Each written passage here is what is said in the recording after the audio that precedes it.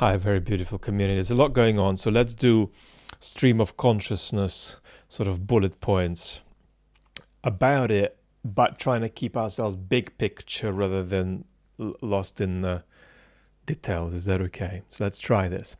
So the Europeans are a bit rocked by Trump's actions, the nature of Trump's call with Putin.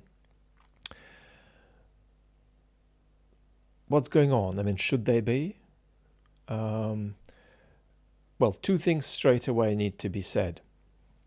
For decades, US leaders were fairly making the point that Europe was being carried for its security by the United States. Trump has been making that point. This is systemic European failure. Number one. Number two, I personally don't regard what Trump is doing as surprising.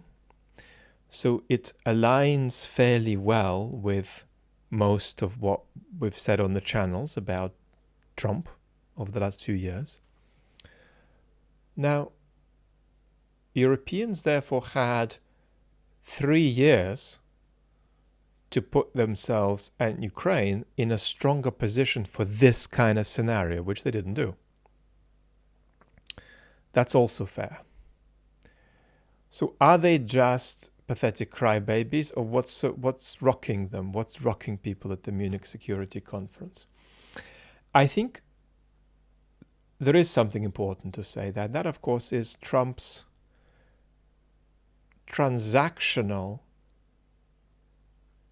unilateralism that's also ludicrous to the point of being nice to America's enemies and mean to its friends.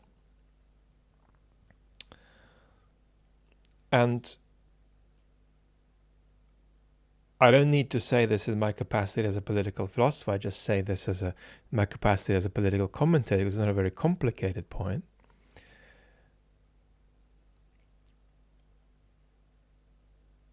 The United States is weaker when its allyship with Europe degrades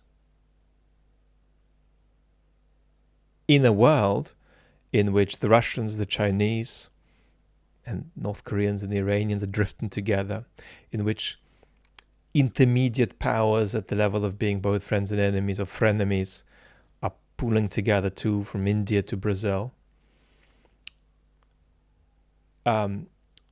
Stable allyship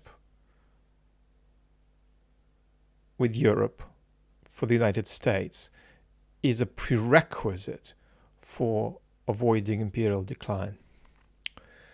And Trump's breaking the pattern of that relationship because he's anti-European. Now, he's not anti-European in the sense that he thinks that Germany or the UK is enemy. He's anti a collective Europe. He wants Europe to come apart. He wants Europe to be untogether. He is a Brexit supporter in principle. Not saying anything for or against Brexit in this moment, but Trump is against the idea of having a Europe that's acting together, that is stronger together, and being stronger together makes the United States stronger too. So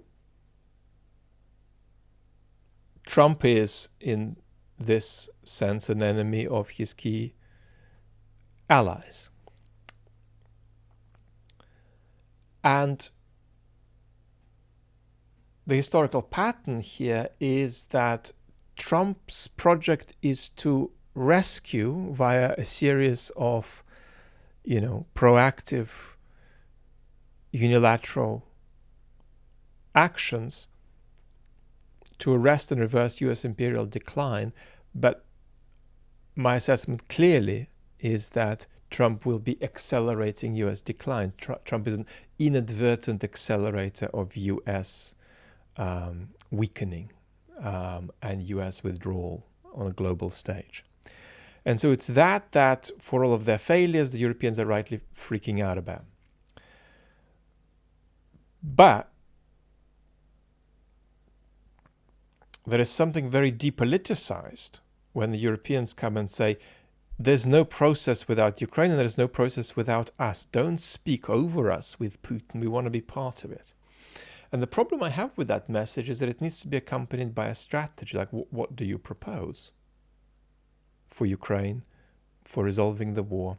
And the problem here is that there's a building tendency, certainly in Western Europe, to want to bring the war to a close without any accompaniment of a practical picture of how that's done. And Trump's coming in and smashing through a practical picture that might not work or might be unsustainable. And the Europeans are freaking out.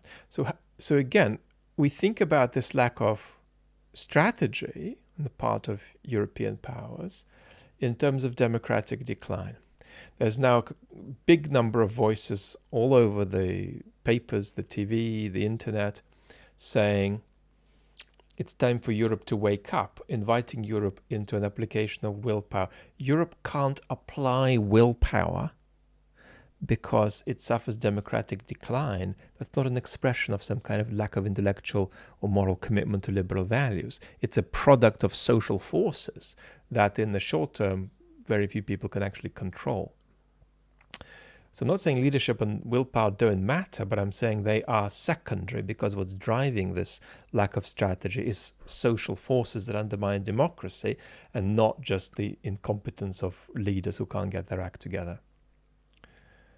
I mean, let's take a more granular illustration of this. Where might this, in the short term, be heading, this story of Trump reaching out to Putin? Putin will carry on attacking Ukraine as long as he can until they agree or don't agree on a cessation of hostilities.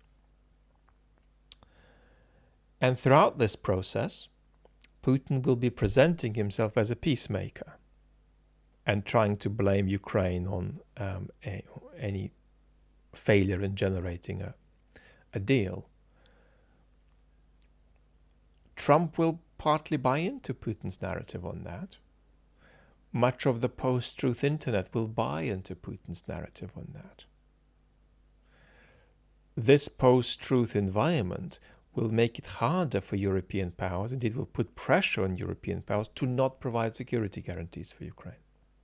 So you see, we often talk about the social forces that are undermining democracy. We talk about the state of social media, the untethering of communal bonds, ideologies of individualism of various kinds, exclusion. Well, here's an example of one of these social forces, the internet,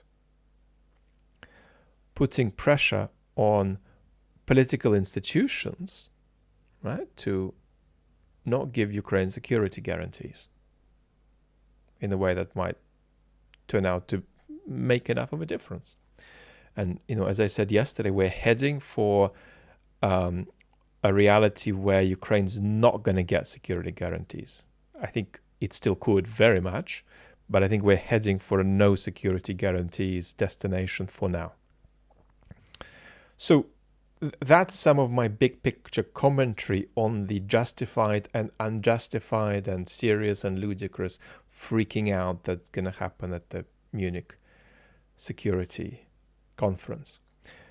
Meanwhile, Ukraine's in an extraordinarily difficult position because essentially the way Putin is trying to present this negotiation process to Trump is that it may well take Zelensky not being there to get a deal. And so what Putin will want, both for a tactical reason and just for a visceral, non-instrumental reason, just get rid of Zelensky, he wants Trump to acquiesce in the idea that to make a deal, you've got to get rid of Zelensky. Now, this may backfire for Putin because, forcing an election in Ukraine may lead to somebody who Putin likes no more than Zelensky, or may just return Zelensky to power if Putin pushes too strongly to get him out. But, it's Putin's enterprise that Zelensky shouldn't be there, and he is going to present to Trump the idea that the best way to get a deal is to have an election that just eliminates Zelensky from the race or just make him withdraw from politics at that point.